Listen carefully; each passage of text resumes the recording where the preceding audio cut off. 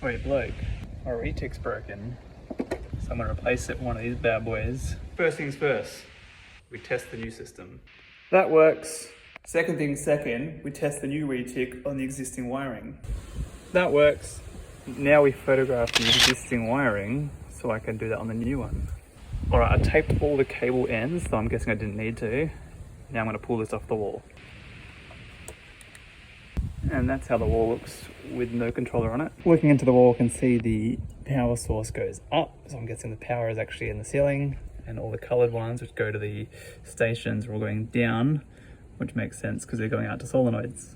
A little problem we've run into is this controller is smaller than the other one, so it doesn't cover that hole in the wall, so I'm gonna have to come up with a plan for that. I found this plastic grommet on the old system which fits in that hole pretty nicely, so I'll just use that for now and seal it up later. We're gonna need to drill a little hole, probably there, put a plug in there and anchor it in.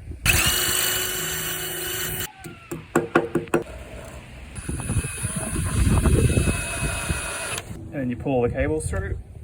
Then we wire all these guys back in exactly as they were on the other system. And it's really easy because they're all labeled the same on the old system as on the new system. All right, so now all the stations are wired in. It would just be a matter of wiring in the power and then moment of truth to see if it works. And that power's on just fine. It says fault battery, but I assume that's because the backup battery is not plugged in. We can test that later.